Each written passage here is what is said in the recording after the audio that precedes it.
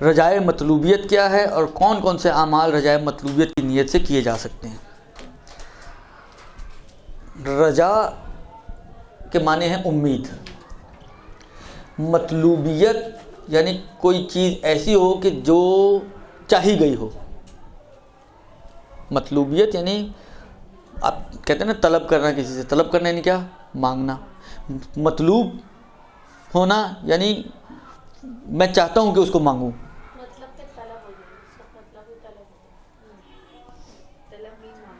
طلب خود مانگنا، مطلوبیت یعنی چاہنا کہ یہ چیز ہو، درست؟ کسی چیز کے ہونے یا نہ ہونے کو چاہنا، یوں سمجھ لیں آپ۔ رجائے مطلوبیت یعنی اس امید سے کسی کام کو انجام دینا کہ شاید خدا نے اس کو ہم سے چاہا ہو، یہ ہے رجا کا معنی۔ کسی بھی عمل کو اس نیت اور قصد سے انجام دینا کہ شاید خدا نے یہ چیز ہم سے چاہی ہو اور ہم سے مانگی ہو اور ہمیں کہا ہو کہ یہ کام کرو یا اس کام کو نہ کرو، درست؟ یہ ہر اس جگہ پر یہ نیت کی جا سکتی ہے جس کا مطلوب ہونا ہمارے لیے کنفرم نہ ہو۔ مثلا غسل جمعہ، اگر آپ فقہا کی توضیح المسائل کھولیں تو وہاں پر انہوں نے غسل کے مستحب غسلوں کی 2 فہرستیں جاری کی ہیں، درست؟ ایک شاید آغا سیستانی کا میرا خیال ہے 634 ہے، میرا خیال ہے مسئلہ نمبر، اگر میں اشتباہ نہ کر رہا ہوں، جو آغائے خوئی و خمینی میں 650 اور 51 بنتا تھا، ہاں 634 اور 635 میں 2 فہرستیں انہوں نے بیان کی ہیں مستحب غسلوں کی۔ ایک غسل وہ ہیں کہ جن کو انہوں نے مانا ہے کہ یہ ان کے نزدیک ثابت ہیں کہ یہ مستحب غسل ہیں، لہذا اس میں انہوں نے کوئی ایسی بات نہیں کی کہ اس کو رجا کی نیت سے کریں یا کیا کریں، لہذا کہتے ہیں کہ ان مستحب غسلوں کو اگر ان کے آپ انجام دیں تو یہ وضو سے بھی کافی ہو جاتے ہیں۔ اس کے بعد ایک فہرست انہوں نے بیان کی ہے 635 میں کہ کچھ فقہا نے ان کو بھی مانا ہے مگر ان کے نزدیک کہتے ہیں کہ یہ ہمارے نزدیک ثابت نہیں ہے۔ اس کے بعد آپ کو میں عرض کروں، ان کا ایک جملہ ہے، لیکن جو غسل بطور رجا کے کیے جائیں ان میں وضو کافی نہیں ہے۔ اس کی وجہ یہی ہے کہ یہ ان کے نزدیک شرعاً ثابت ہے، انہوں نے انسان ان تمام غسلوں کے ساتھ جن کا مستحب ہونا شرعاً ثابت ہو گیا ہے، جو مسئلہ نمبر 634 میں بیان ہوئے ہیں، ان غسلوں کے ساتھ سارے ایسے کام کر سکتے ہیں جن میں وضو کی شرط ہے اور وضو کرنا ضروری نہیں ہے، لیکن جو بعد والے ہیں وہ کیونکہ ثابت نہیں ہیں اس لیے ان کو رجا کی نیت سے انجام دیں، درست؟ بس جہاں پہ بھی کہیں آپ کو پتہ نہ ہو کہ یہ چیز شریعت میں ثابت ہے، آغا سیستانی کے نظریے میں یہ ثابت نہیں ہے، تو اس عبادت کو آپ رجا کی نیت سے انجام دیں۔ اب اتنی ساری مثلا آپ مفاتی اٹھائیں،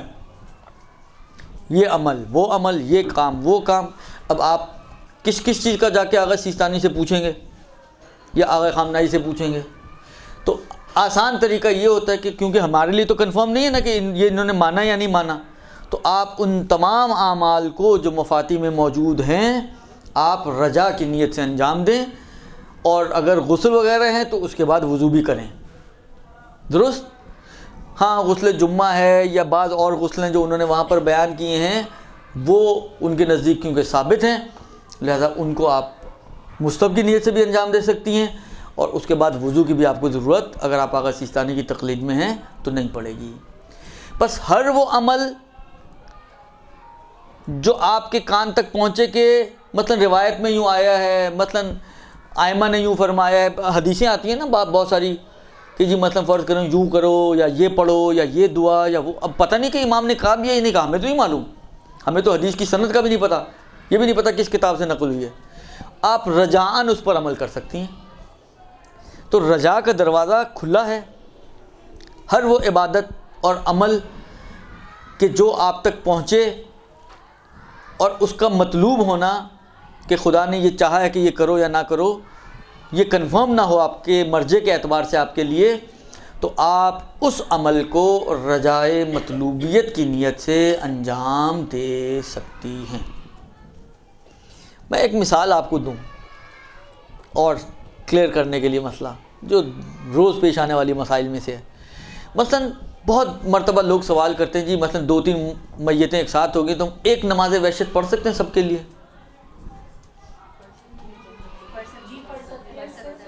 یہ تو آپ لوگوں کا فتویٰ ہے، یہ آپ کا فتویٰ ہے،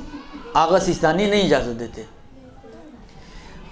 اس قسم کے موارد میں عام طور پہ فقہا اسی طرح کا پھر جواب دیتے ہیں کہ رجا، کیونکہ یہ طے نہیں ہے کہ آپ سب کے اوپر ایک نماز پڑھیں، اصل تو یہ کہ ہر ایک کے اوپر ایک نماز ہونی چاہیے،